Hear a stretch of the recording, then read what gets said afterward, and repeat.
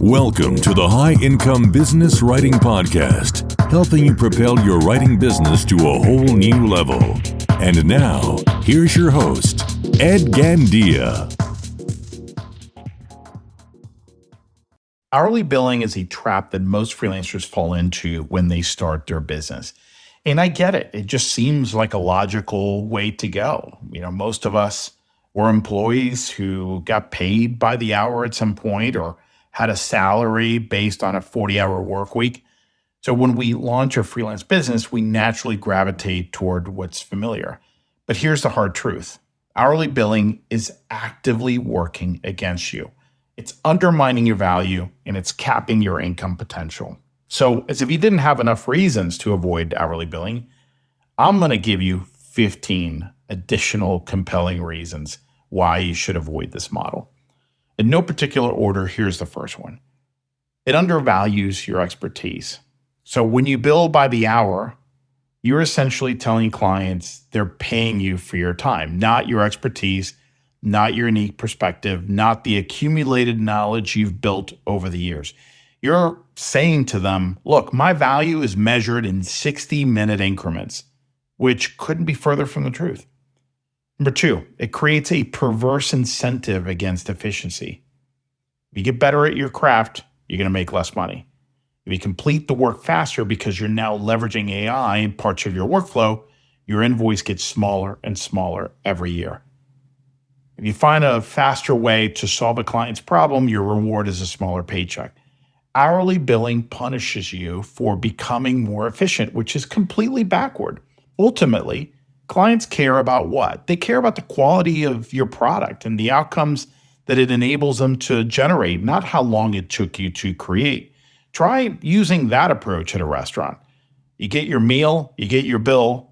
Listen, I need to talk to the chef about how long this actually took to make because it came out pretty quickly and this is a $150 tab. What gives, right? That wouldn't work there.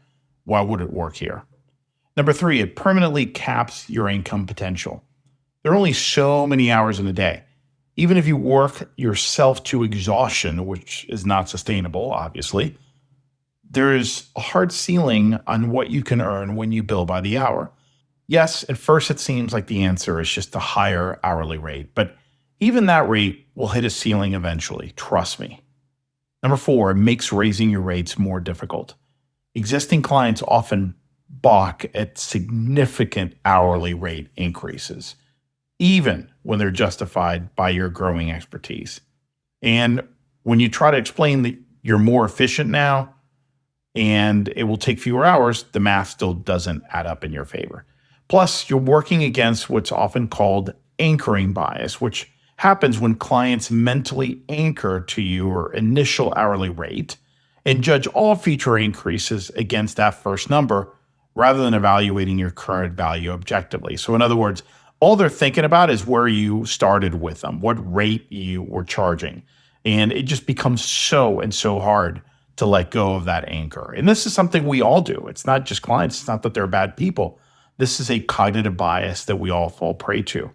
Once they've basically established that anchor point for what your time is worth, it just becomes psychologically difficult for them to accept significant increases, even though they're justified. Number five, it limits your growth options. Sure, you could hire junior staff and bill out their time, but now you're not a freelancer anymore. You're a manager. If that's your goal. That's great. That's definitely a very valid business model. But if not, if you want to remain a freelancer, you've just created a different kind of job for yourself with different headaches. Number six, it corrupts client relationships from day one. This is a big one. When a client is focused on how many hours something takes, they're not focusing on the value you deliver. They start to wonder if you're padding your hours or working inefficiently. And this just breeds suspicion instead of trust. Number seven, it creates unnecessary administrative burden. The time you spend documenting, explaining, and sometimes defending your hours is completely non-billable work that adds zero value to your business or your clients' outcomes. And I don't know about you, but I start getting anxious when I know this is taking me a little bit longer than I think it should or than the client will think it should. And that just destroys creativity. Number eight, It creates a conflict of financial interest. You earn more when projects take longer. Your client benefits when projects finish faster. This fundamental misalignment is terrible for building long-term relationships. Number 9, it focuses on inputs rather than outcomes.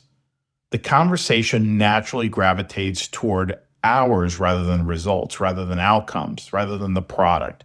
This means projects can begin without a clear definition of success, which is a recipe for disappointment on both sides. Number 10, it positions you as a pair of hands rather than a strategic resource. You become the person who executes tasks rather than the expert who solves problems. This dramatically limits your perceived value in the client's eyes. 11, it fails to capture your most valuable contributions. Your most valuable work often happens in an instant. That moment of clarity when you see the perfect solution based on years of experience. Hourly billing has no way to capture this kind of value. You spent years developing that wisdom, that level of expertise, that sense of taste and discernment. But you're not being compensated for that. Number 12, it turns you into a commodity. When you bill by the hour, you're essentially turning yourself into a commodity. And commodities compete on price, which is a race to the bottom. It just becomes way too easy for someone to judge you by a single number. Number 13, it makes you focus on time rather than impact. Think about the best work you've ever done. Was it valuable because of how long it took or because of the impact it created? Hourly billing keeps your focus on the wrong metric. Number 14, it encourages clients to micromanage. When clients are paying by the hour, what are they going to do? They're going to feel entitled to scrutinize how you spend that time. This can lead to micromanagement and unnecessary check-ins that actually slow down the project. And finally, number 15, it prevents you from scaling your revenue without scaling your time. The whole point of being a freelancer is having more control over your time and your income. Hourly billing chains your income directly to your time, which defeats part of the purpose of being a solo professional. So what's the alternative?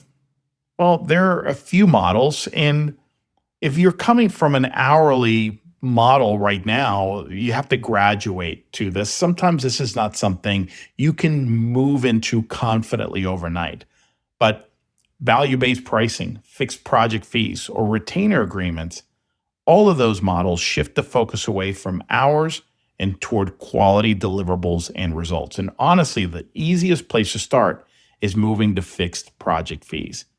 When you price based on the value you create rather than the time you spend, you align your interests with your client's interests.